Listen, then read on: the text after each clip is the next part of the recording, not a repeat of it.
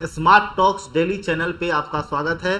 तो आज फिर से बिहार पर चर्चा एपिसोड 2 आज हम लोग लेकर के आए हैं और आज बिहार पे चर्चा करेंगे कुछ महत्वपूर्ण टॉपिक पे जो बिहार में चल रहा है उसके ऊपर में चर्चा करेंगे। और हमारे साथ जो है कि राजकुमार मिश्रा जी हैं जो इस बिहार पर चर्चा का एक बहुत बड़ा हिस्सा है जिसमें हम लोग कंटिन्यूसली जो है कि चर्चा इस पे करते रहेंगे। तो आज हम बात करेंगे वन बाय वन करके कई सारे टॉपिक्स हैं जिस पे बात करने वाले हैं। तो सबसे पहले हम बात करेंगे कि एक चीज़ सर न्यूज़ में हमको देखने को मिला है कि वोटिंग जो है कि अब मोबाइल ऐप से किया जाएगा। तो वोटिंग मोबाइल ऐप से किस तरह से किया जा सकता है या कैसे करेंगे, क्या वाकई में गवर्नमेंट जो है कि यह रूल ला रही है, और इसके बारे में थोड़ा बताइए कुछ। देखिए, पहले तो आपको बहुत बहुत धन्यवाद। आपके इस चैनल के द्वारा आपने जो मुहिम और हम सब मिलकर जिस मुहिम को चला रहे हैं कि बिहार पे चर्चा, और बिहार से जुड़ी हुई जो भी अच्छी या बुरी जो कुछ भी बिहार के अच्छे और बिहार के बदलाव के लिए जो भी ज़रूरी है उस पॉइंट को हम लोग उठाएंगे। बात आपने पूछा कि वोटिंग जो ऐप के द्वारा जो होने वाली है। देखिए, वोटिंग ऐप के द्वारा यह एक प्रकार का ऐसी सुविधा है जो कि पूर्व में कुछ लोग वोटिंग से वंचित रह जाते थे।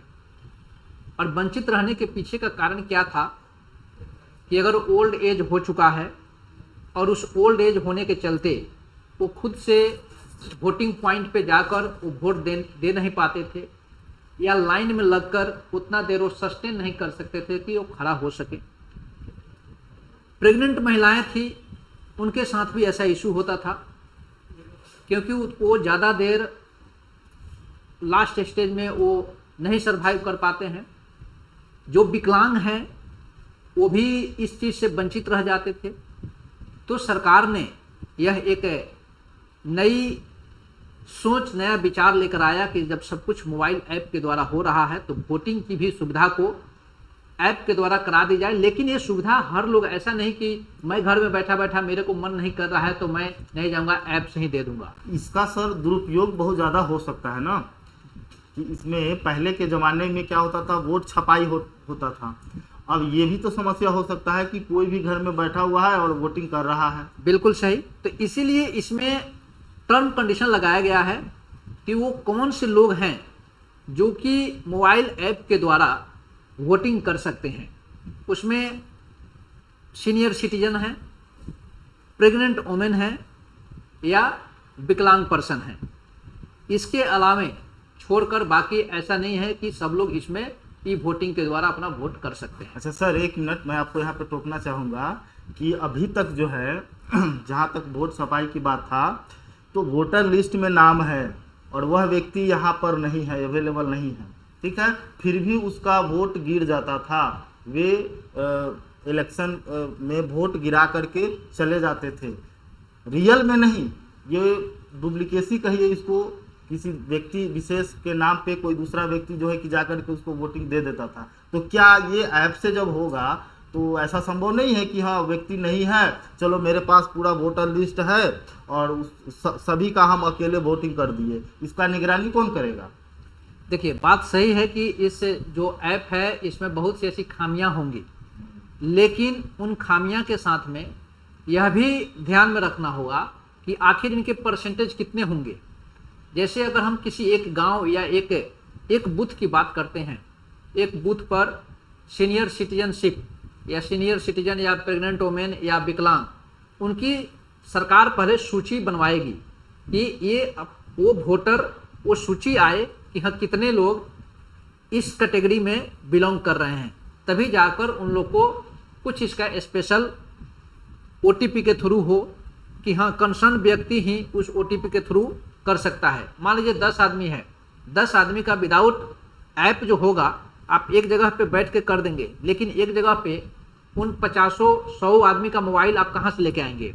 मोबाइल नंबर जब रजिस्टर्ड रहेगा उसका ओटीपी कैसे क्या करेंगे? ये सारी चीज़ें इसमें जुड़ी हुई है। नहीं, ये ठीक है, अगर OTT की व्यवस्था अगर किया जाए तो ऐसा संभव है कि ये सफल हो भी सकता है। अगर इस तरह का अगर कुछ नहीं है तब तो जो है कि इसमें बहुत ज़्यादा जो है कि गलत हो सकता है। मोबाइल देखिए, यह गलत हो सकता है, बिल्कुल सही है। तो चुनाव जो प्रक्रिया है, यहाँ पे चुनाव आपके उत्थान या देश की जनता या राज्य की जनता के उत्थान के लिए, अगर इस ऐप की बात करें, अगर मेरा अगर अपना व्यक्तिगत विचार मैं अगर प्रकट करना चाहूँ, तो इस ऐप को लेके हमारे वित्त मंत्री साहब का एक उनके इंस्टा सोशल हैंडल पे एक फ़ोटो छपा और उसमें उनकी पिक्चर के साथ में उसमें है कि बिहार पहला एक ऐसा राज्य बना जो कि ई वोटिंग के द्वारा, मोबाइल ऐप के द्वारा मतदाता अपने मत का प्रयोग कर सकते हैं। ये इतनी बड़ी गौरवान्वित और इतनी बड़ी उपाधि की चीज वो वर्णन और बखान किए, जैसे लगा कि बिहार को कोई कोहिनूर का हीरा मिल गया। भाई, आप इस मोबाइल ऐप के लेके इतने उत्साहित हैं, काश आप बिहार की जनता के व्यक्तिगत भलाई के लेके किसी ऐप का आप बखान करते।